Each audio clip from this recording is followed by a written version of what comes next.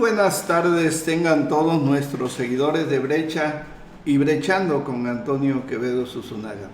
La verdad que me da gusto estar aquí con ustedes lunes, miércoles y viernes 6:30, 7 de la noche.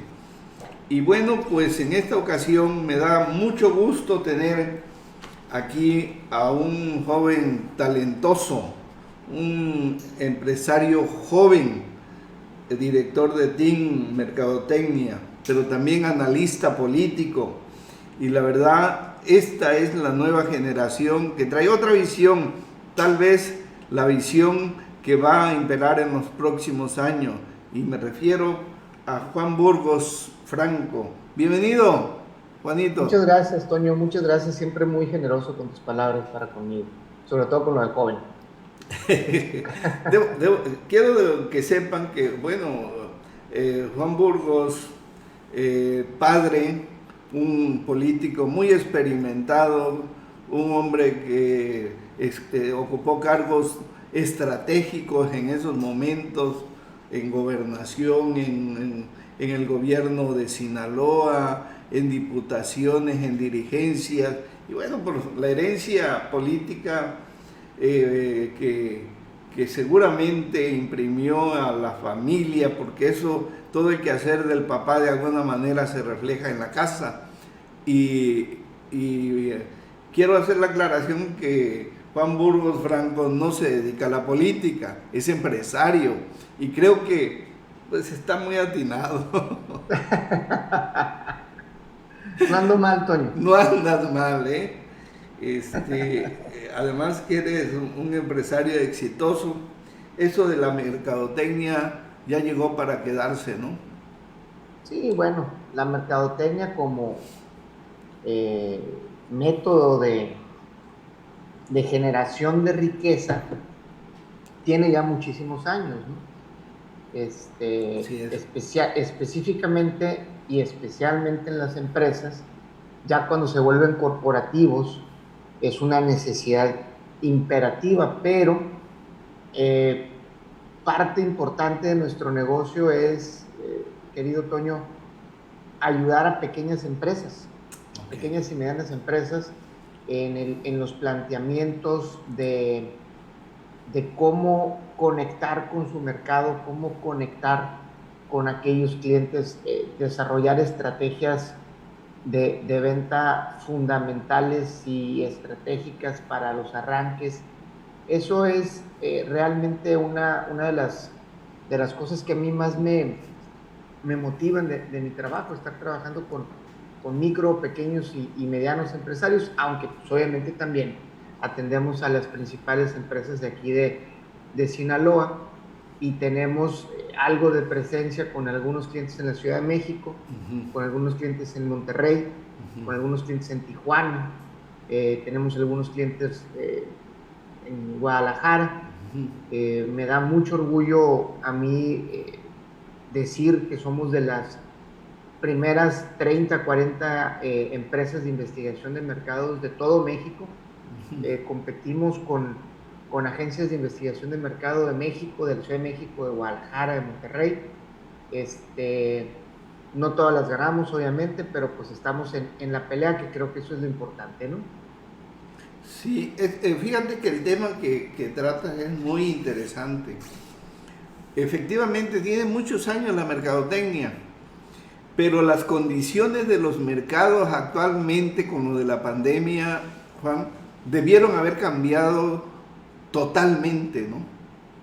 Sí, no, la verdad es que nos estamos enfrentando a un mundo distinto.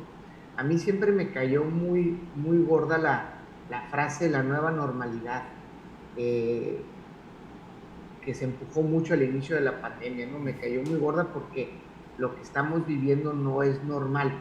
Hay algunas cosas que han sido mejores, hay otras cosas que no han sido mejores. Creo que una de las cosas que hemos aprendido y que se ha mejorado mucho la forma en la que nos conducimos en los negocios y en los medios de comunicación es esto que estamos haciendo ahorita. Ya nos adaptamos a estas herramientas como el Zoom, que antes para hacer esta entrevista una realidad, pues tendríamos que a lo mejor acordar una hora, vernos en algún lugar, establecer un estudio, y ahorita ya es muy fácil transmitir, como lo estamos haciendo, de el Zoom al Facebook y que en celulares nos estén viendo ahorita, ¿no? Entonces creo que hubo muchos cambios que llegaron para quedarse, y hay algunos otros cambios que sin duda alguna son pues algo que vamos a tener que con el tiempo asumir, y a lo mejor pues acostumbrarnos, ¿no? Como por ejemplo la parte educativa, ¿no? Entonces, creo que, o sea, me gusta decir nueva normalidad antes digo, nueva realidad, antes que otra cosa, porque se me hace, creo yo, que lo que estamos viviendo ahorita no es normal, no es, no es para siempre, y creo que esto tiene un impacto, en algunos casos, definitivo en la manera en la que hacemos negocios. Por ejemplo, creo que esto va a afectar mucho, la pandemia en sí, a el turismo de negocios, porque antes tendrías tú que viajar a una ciudad para tener una reunión y resolver cosas que ahora ya podemos resolver por Zoom. Y eso va a sufrir en alguna parte de los negocios, y muchos, por ejemplo, hoteles pequeños, van a dejar de recibir a aquellos huéspedes de una noche que iban, por decir algo, de Culiacán a la Ciudad de México a cerrar un trato o a empezar un trato, y en lugar de hacer 3 o 4 viajes para un negocio, a lo mejor va a ser uno nada más donde cierra ese negocio. Entonces, hay cosas que sí han cambiado mucho, y que ahora, pues, la combinación de la tecnología, las redes sociales y algunas otras cosas, pues nos están llevando a tener un acercamiento mucho más pragmático a lo que yo le digo nueva realidad. No me gusta decir nueva normalidad, porque no es normal esto, ¿no? Sí. Fíjate que esto es muy interesante, porque vemos que hay inquietud en el sector empresarial. Claro. Y se está manifestando. Bueno, por un lado hay inquietud política, pero creo que el aspecto de mayor impacto para el sector empresarial son los negocios. Sí, no, por supuesto. Desgraciadamente la pandemia nos tomó en un mal momento de convulsión política y económica en México, ¿no? Ahí entrándole un poquito al tema político, cuando empezó la pandemia, pues Andrés Manuel dijo que, el presidente López Obrador dijo que nos venía como anillo al dedo en México, ¿no? Hasta el momento no sé a qué se refería el presidente, pero veníamos de un periodo de decrecimiento económico, veníamos de un periodo donde las inversiones se habían empezado a paralizar en México. Había falta de certeza, porque había desconfianza en el gobierno federal, producto de la cancelación del aeropuerto y de la cervecería de Mexicali, y estábamos en ese proceso de adaptación a la nueva visión del gobierno, de hasta aquel entonces nuevo gobierno, cuando llega la pandemia, ¿no? 2018 fue un año que fue convulsionado por la elección. Una vez que pasa la elección, gana Andrés Manuel, se mantiene más o menos la circunstancia, los mercados se tranquilizan, pero en octubre López Obrador decide cancelar el aeropuerto con una consulta que sabemos que fue una vacilada, y eso afecta mucho la circunstancia de confianza en el país. Y en el 2019, producto de la cancelación del aeropuerto, muchas inversiones se empiezan a detener, y se cancela también, vía otra consulta también, que fue una vacilada todavía más grande, la cervecería de Mexicali. Entonces, esto combinó en cierta manera que la confianza del inversionista pues variara hacia lo negativo en México. Y cuando uno analiza el plan de gobierno de López Obrador, nos damos cuenta que la inversión en infraestructura, que era mucho el motor de desarrollo del país durante los últimos quizás 25 años, no era la prioridad de este gobierno. La prioridad eran los apoyos sociales, que tampoco era la prioridad de los gobiernos anteriores. No, yo creo que lo que tendríamos que hacer es buscar un punto medio entre inversión pública en infraestructura y apoyos sociales para que no se desnivele tanto el barco. Y bueno, ahorita hay mucha gente que está recibiendo apoyos del gobierno, pero en el largo plazo vamos a empezar a sufrir falta de carreteras, mantenimientos de aeropuertos. De hecho, si ahorita tú, Toño, tomas un viaje a cualquier aeropuerto de México, las condiciones de los aeropuertos no están bien, por decirte algo, ¿no? O sea, ya ves fallas, por ejemplo, que no hay jabón en los baños, o ya ves faltas de mantenimiento interesantes, no solamente porque no hay aquel tráfico de viajeros como lo había antes, sino que también ya hay muy poca inversión, y estoy hablando pues obviamente de aeropuertos que son privados, pero pues que dependen en cierta manera de su relación con los gobiernos, ¿no? Entonces, pues sí, estamos ahorita enfrentando un momento complicado, complejo, en el tema de inversión pública y en el tema de los negocios, producto de la pandemia y de la adaptación, del proceso de adaptación que estamos teniendo en México con el ya casi no tan nuevo gobierno de López Obrador. Sí, yo creo que, bueno, el sector empresarial siempre se ha manifestado de alguna manera inquieto, en todos los gobiernos, en unos más y otros menos. Sin embargo, en este en especial, obviamente, hay más inquietud, hay más desconfianza. Precisamente ayer en el Museo Caluz se reunió López Obrador con Carlos Slim, con Claudio X González, Laporte, Emilio Azcárraga y otros empresarios grandes, ¿no? Sí. Seguramente el tema, porque fue reunión privada, son los cambios que va a haber. El que ya hubo en Hacienda y el que va a haber en el Banco de México, ¿no? Que son instituciones claves para el país, ¿no? Sí. Yo creo que a ese nivel de empresarios que son responsables, no sé, de una parte importante del Producto Interno Bruto de México, me pudiera adelantar a decir del 20, del 30% del Producto Interno Bruto de México, ellos tienen una manera de llegar a acuerdos con el presidente.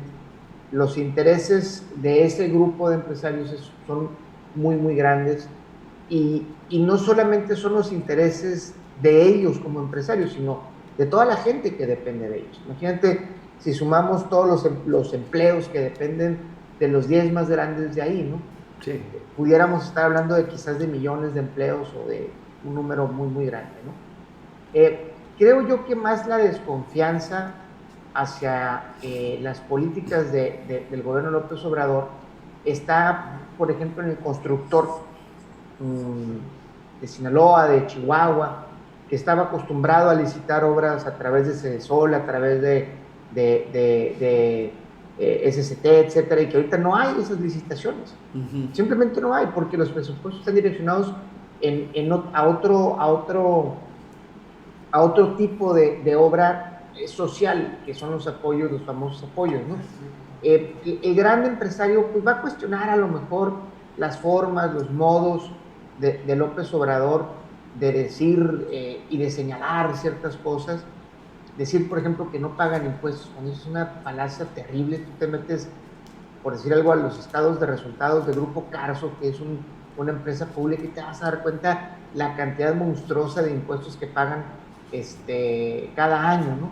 O si te metes a Walmart México, que también figura en bolsa, bueno, pues ahí vas a ver. Entonces, hay una narrativa política que López Obrador usa mucho en ese empresario grande, pero al final del día se sientan y platican y acuerdan y demás, ¿no? Claro. Creo que el rechazo y la desconfianza está más en el inversionista promedio mexicano y sobre todo en el exterior, ¿no?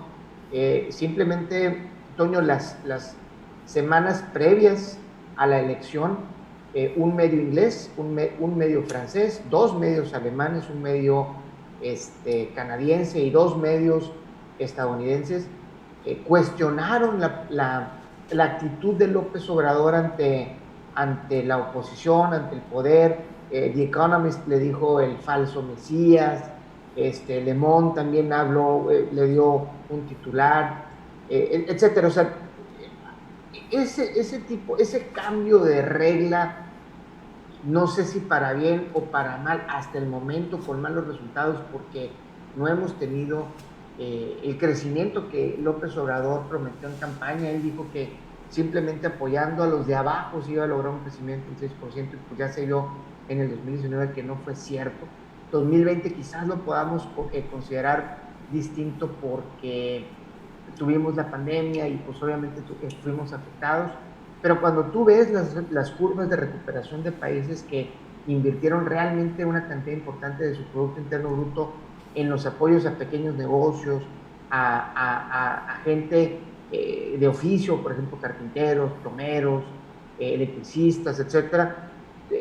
En México no tuvimos eso. De hecho, se invirtió muy poco dinero en apoyar, más allá de los programas sociales que ya estaban previstos. No hubo apoyo para negocios. Entonces, ese es realmente donde está el dolor institucional, empresarial, por decirlo así, y lo vimos en los resultados de la clase media de la Ciudad de México, que también influyó el asunto de la línea 12 del metro. Entonces, no, es un tema muy complejo. López Obrador gobierna a través de la polarización, porque él sabe que él tiene que tener una base activa de gente polarizada apoyándolo. Él lo ha venido haciendo desde el 2000, que fue candidato a jefe de gobierno de la Ciudad de México, y le ha funcionado. Entonces lo sigue haciendo, nada más que ahorita ya desde la figura pública más elevada, más importante que la presidencia, las palabras tienen un poco de más peso, ¿no? Sí, de alguna manera creo que las confrontaciones y las polarizaciones que hubo entre las dos grandes fuerzas políticas que se crearon, por un lado Morena, sus aliados, y por otro lado la alianza PRI-PAN-PRD, pues generó polarización y esto no termina. ¿Cómo viste tú finalmente el resultado? El problema con esta elección, Toño, es que no hay un claro ganador y no hay un claro perdedor, ¿no? Podemos decir que pierde López Obrador porque ya está difícil que logre artificialmente, como lo logró la primera vez, la mayoría, la calificada. ¿Qué es la mayoría calificada? Lo necesario para cambiar la elección, la constitución, sin necesidad de consultar o negociar con la oposición. Entonces, eso lo tienen hoy. No lo ganaron en las urnas, se hizo artificialmente. Claro. Ahora, quisieron repetir artificialmente, pero ahora no artificialmente, quisieron repetir en las urnas lo que tuvieron en el 2000, en este año, en el 2020 y en el 2019, pero no pudieron, ¿no? Creo que ese es un mensaje que manda la ciudadanía de no darle tanto poder. Sin embargo, en ese sentido, pues pierde algo que tiene ahorita, ¿no? Sin embargo, para el diagnóstico de país, para la realidad del país, la oposición solamente logró quitar 50 diputados, ¿no? Para mí se me hace muy poco. Muy poquito. ¿No? Lo que quiere decir que la alianza cumple un cometido, pero para mí se queda corta, ¿no? Debería ser más. ¿Por qué no fue más? ¿No? Creo que la narrativa de López Obrador sigue siendo muy importante, sigue siendo muy fuerte, muy sólida, pero al mismo tiempo también creo que la oferta opositora en algunos estados dejó mucho que desear, sobre todo en aquellos estados donde no había una claridad sobre un una propuesta opositora, pero sí lo había en cuanto a lo que la cuarta transformación representa, ¿no? Creo que el saldo para la oposición es positivo y el saldo para López Obrador también es positivo, porque al final del día se llevan prácticamente todas las gubernaturas, ¿no? Sí, ¿cuántas? 12 de 15. Fueron 12 de 15, ¿no? No, 11 de 15. 11 de 15. 11 de 15. Solamente el PAN se lleva Chihuahua y Nuevo Querétaro. León, no, sí. Movimiento Ciudadano se lleva Nuevo León y el Verde, que pues puede ser considerado aliado de López Obrador en esta también, se lleva San Luis Potosí. San Luis Potosí, ¿no? Entonces, sí, en ese sentido, pues ahora Morena gobierna más estados y eso les va a dar mucho más margen de maniobra en lo local para las elecciones del 24. Pero sí había una amenaza para, por ejemplo, desaparecer el INE, ¿no? Sí había una amenaza para, por ejemplo, extender el mandato de López Obrador. ¿Dónde está la amenaza? Bueno, pues en la maniobra que hicieron con el ministro de la Corte, ¿no? Sin embargo, bueno, pues esa amenaza se quita ahorita y le da cierta confianza a la oposición y a la ciudadanía de que van a poder competir en igualdad de circunstancias.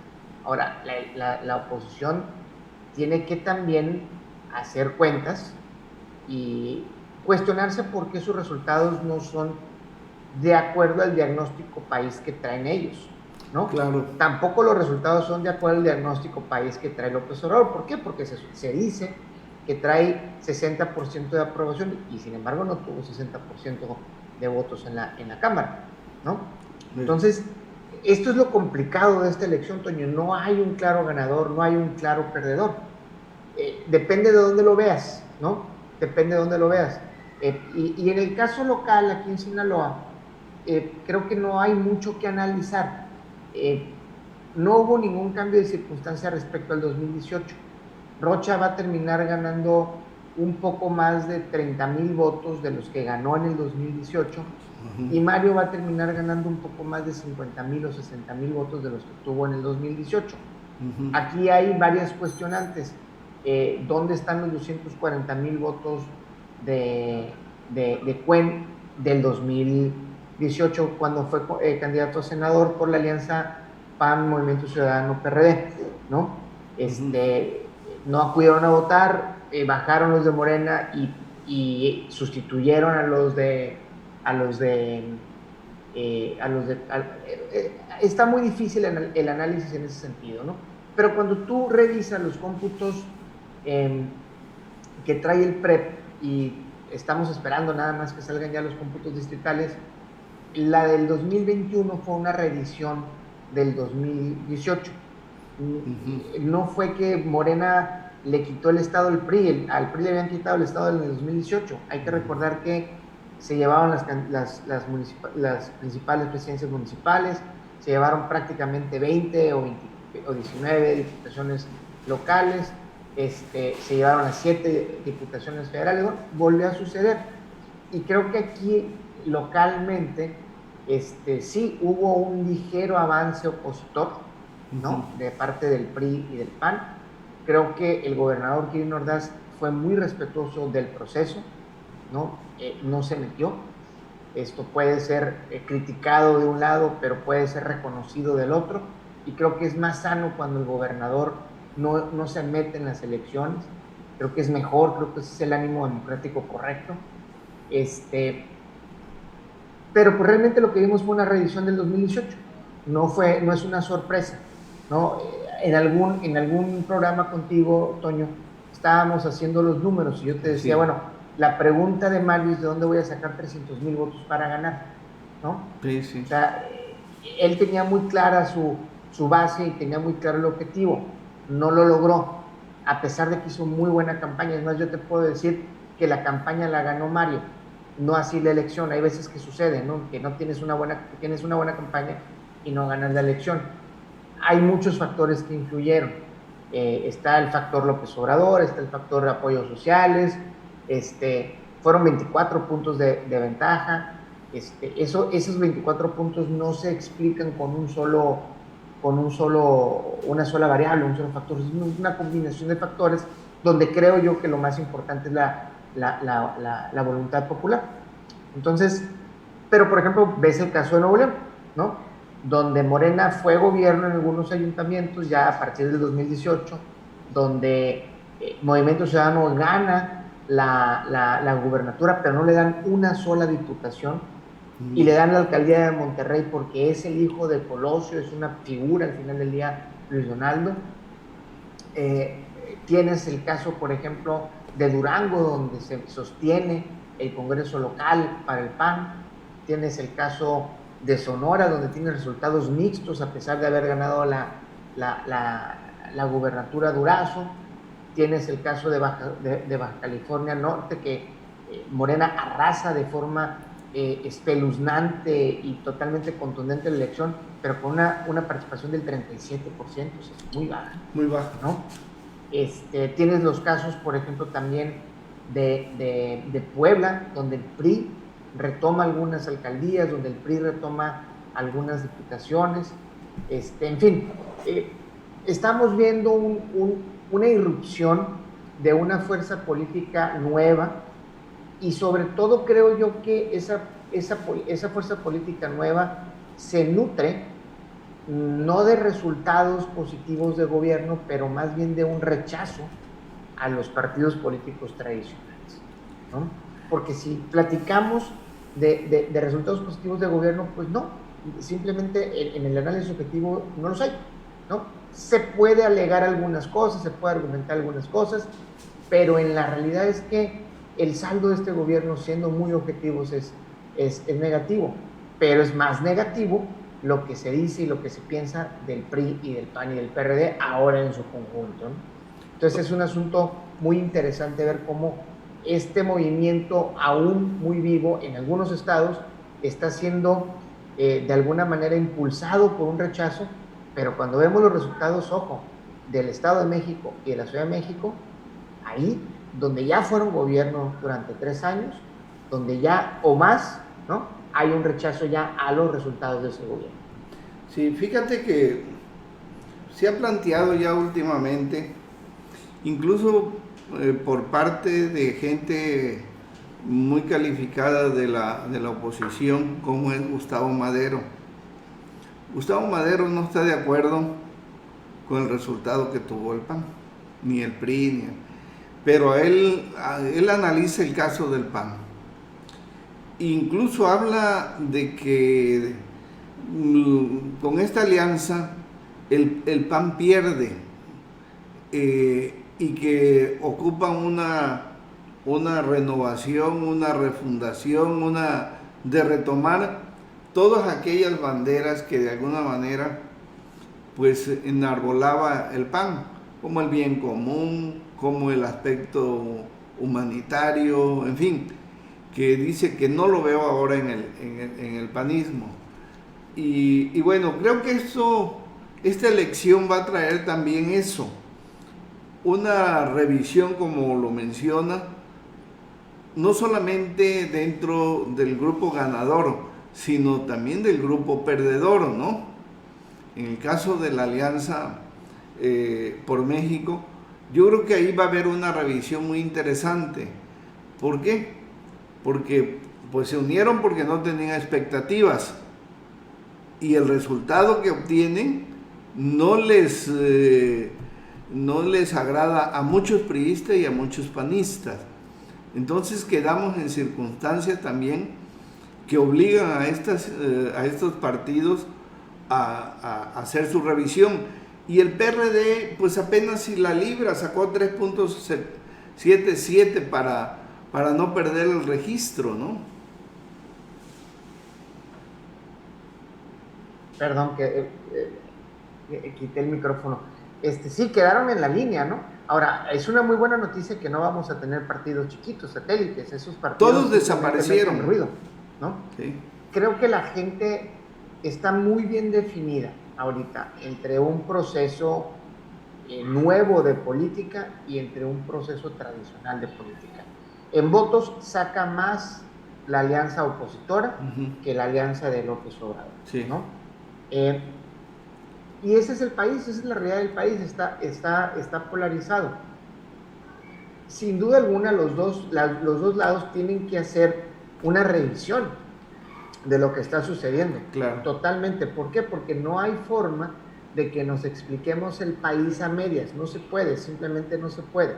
Entonces, no hay una claridad política ahorita. Lo que dice Gustavo Madero, y creo que también por ahí vi un video de Demián Cepeda, creo que tiene un poco de más jiribilla política hacia el interior, ¿no? Sí. Hacia el interior de los partidos, no hacia el exterior. Entonces, también va a haber pugna en el PRI, debe haber gente que esté claro, pidiendo la renuncia de Alito Moreno porque no ganó en su estado, ¿no? Entonces, creo que falta mucho análisis numérico, cualitativo y cuantitativo, ¿no? Sí. Yo creo que de alguna manera, pues todavía estamos apenas aterrizando este final del proceso. Y habrá que ver después de esto cuáles son las negociaciones, como ya veo que se están anticipando al mismo sector empresarial. El sector empresarial es la parte más viva que tenemos, porque de alguna manera, como bien lo dices, es la parte que produce, pues el gobierno no tiene crecimiento si no hay parte activa del sector empresarial, ¿no? Sí, que esa es la siguiente parte, ¿no? Ahorita tenemos dos polos aparentemente opuestos, pugnando por el mejor funcionamiento del país con visiones totalmente distintas. Entonces, no podemos dejar por un lado que estamos en medio de los empresarios, ¿no? Que estamos en medio los empresarios, los que están cuidando su trabajo, los que están cuidando su pequeño negocio. Entonces, tenemos que esperar a que estén las cosas más claras en su fundamentación de oferta de valor, ¿no? De los dos lados. Creo que Morena tiene que hacer una oferta un poquito más seria, más allá de los apoyos sociales, más allá de la polarización. Morena tiene que trascender como partido político más allá de López Obrador. Es una oferta muy interesante para por lo menos la mitad del electorado, y también la alianza PRI-PAN-PRD tiene que replantearse muchas cosas, porque lo impresionante de esto es que si hacemos un análisis objetivo, no podemos dejar de pasar de lado los grandes errores que ha tenido el gobierno de Morena, y que aún así hay gente que no quiere regresar a las opciones del pasado. Sí, yo creo que la confrontación de los dos proyectos fue clarísima. Y ahí está.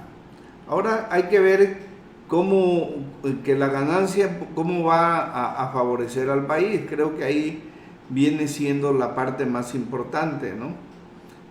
De ambas fuerzas, porque pues los otros no quedaron aniquilados, tienen una parte de ese poder, y la otra parte pues la tiene la parte gobernante.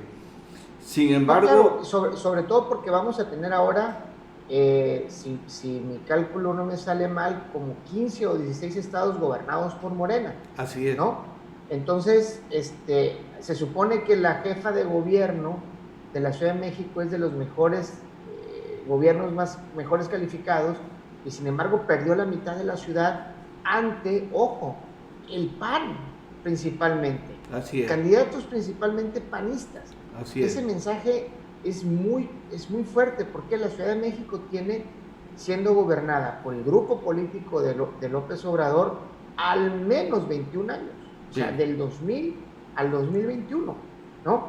Y tomó quizás 21 años y un tren caído para que la mitad o solamente la mitad de la gente votara en contra de Morena. ¿Y por qué digo en contra? Porque está en una opción totalmente contraria, que es de derecha.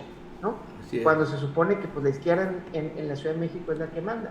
Entonces, creo que la competencia es buena, ¿no? La competencia es buena. Y creo que los partidos políticos tienen que hacer mucho análisis de qué van a ofrecer y de qué van a entregar, ¿no? Como oferta de valor, si lo queremos ver como un producto, como oferta de valor. Entonces, hay que hacer análisis de cómo les fue a los candidatos ciudadanos. Aquí tuvimos 2 candidatos ciudadanos aquí en Culiacán de lujo que desafortunadamente no ganaron, el Pío Esquer y Héctor Orrantia. Sin embargo, sus resultados están por encima del promedio. Entonces, tuvieron un poco de más acuerdo popular. Sí. Hay que ver cómo fue la elección en el Estado de México, donde prácticamente todo era morenista y ahora prácticamente todo es panista. Entonces, hay muchas cosas que todavía no están claras en el análisis electoral. Lo que sí es cierto es que mientras que ellos están en esa pugna de para dónde vamos a ir o apuntar el país, mientras estamos pues, batallando con muchas cosas en el día a día del pequeño y del microempresario, ¿no? Esa es la realidad. ¿Tú crees que haya cierre de micros y pequeñas empresas? Hay por lo menos 2 millones de empresas menos según el IMSS. A partir de la pandemia. Producto de la pandemia, ¿no? Pero ya traíamos una inercia negativa, ¿no? Ya traíamos un decrecimiento económico, ya traíamos problemas de inversiones, o sea, si no se invierte, ya sea inversión pública o privada, no se crean empleos, y si no se crean empleos, pues no hay circulante, ¿no? Entonces, sí, ya había un problema, ¿no? Y los incentivos que ha planteado el gobierno para reactivar la economía, pues no han sido suficientes, ¿no? O sea, sí es cierto, tenemos que ayudar y tenemos que lograr un estado de bienestar básico, ¿no? En lo que le dicen los escandinavos, el welfare, ¿no? O sea, que tengas tú, o sea, siempre una renta. Lo propuso Anaya en su campaña, ¿no? Pero lo que hace el gobierno de López Obrador es seleccionar en función de grupos minoritarios, prioritarios, ¿no? Y colocar ese dinero en función de ello, ¿no? Y ahí es donde hay ese debate de que es mejor invertir en infraestructura pública que genere carreteras, pero también genera mucha corrupción, pero también genera negocio y genera inversiones. Entonces, o regalar el dinero de los impuestos a la gente para que vaya y lo gaste. ¿Pero en qué lo gasta? Bueno, pues lo va a gastar en comida, está bien, pero a lo mejor va y lo gasta en cervezas, o a lo mejor va y se compra un celular, y luego va y lo cambia ese mismo celular, y es muy complejo decidir qué es lo mejor. Y creo que es ahí donde el PRI y el PAN tienen que tomar una decisión y posicionarse como una oferta socialdemócrata que puede ser de derecha o de centro izquierda, donde la derecha a lo mejor impulse mucho la inversión privada, impulse mucho el rol disminuido del gobierno, del Estado en la economía, y la centro izquierda, que es como se fundó el PRI en un origen, esté más enfocada hacia, sí, negocios, sí, desarrollo económico, pero también una mejor repartición de los impuestos, que solucione el problema de desigualdad, etc. Porque el diagnóstico de López Obrador es correcto. Él tiene razón, ¿no?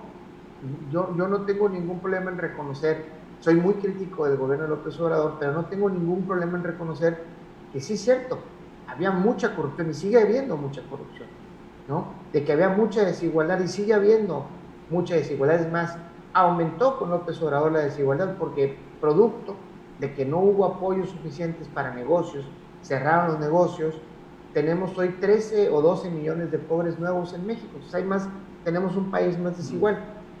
Lo que quizás, donde no estoy de acuerdo es en cómo se están tratando esos problemas. Las fórmulas no están funcionando.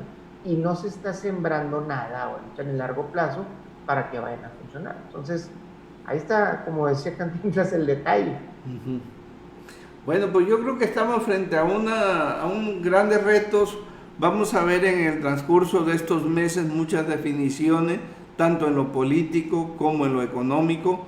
Y bueno, pues por lo pronto, Juanito, yo muy agradecido por estas reflexiones que haces.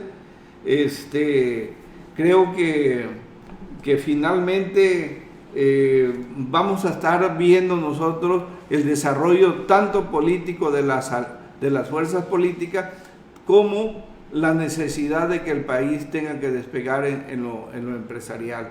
Y bueno, pues creo que vamos a tener temas para seguirte molestando ahí seguido. No es ninguna molestia, mi querido Toño. No, yo creo que lo que está pasando en el país era necesario que sucediera, era necesario que la gente sintiera que está haciendo... Había mucha gente que no se sentía atendida por el gobierno, es la realidad, que se sentía ignorada, que se sentía olvidada, y sobre todo un sector muy importante que se sentía ofendido por la corrupción, por la manera en la que políticos del PRI y del PAN se enriquecieron en todo el país, ¿no? Entonces, esto es a lo mejor un proceso que yo quisiera sentirme optimista de que nos va a costar trabajo, de que va a costar economía, va a costar dinero, que ha costado vidas, Sí. ¿no? El tratamiento que se le dio a la pandemia del COVID fue, la verdad, desastroso en el país.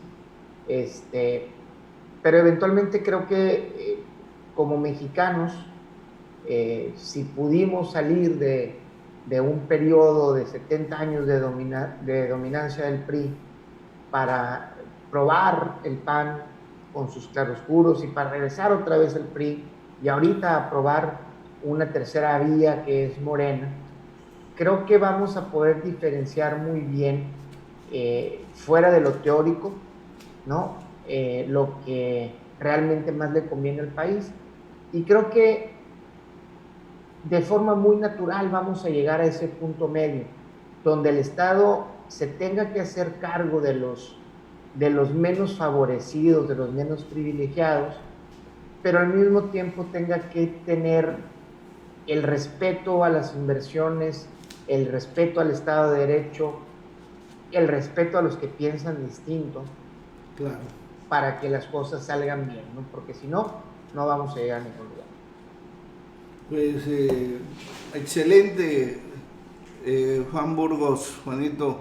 La verdad que me da mucho gusto y yo te doy las gracias por haber aceptado esta invitación y estamos pendientes porque hay mucho tema. Hay mucho tema, Toño. A tus órdenes, cuando quieras, me da mucho gusto estar platicando aquí contigo, que quede ahí el video en Facebook, ya lo compartí ahí en mi Facebook, ahí para que lo vean aquellos que están ahorita terminando la jornada laboral. Y muchas gracias por invitarme, Toño, ya sabes que me encanta platicar contigo. Muchas gracias, Juan Burgos Franco, un muchacho talentoso, un empresario, un analista, un consultor. Gracias, hasta pronto. Muchas gracias, Toño, nos vemos.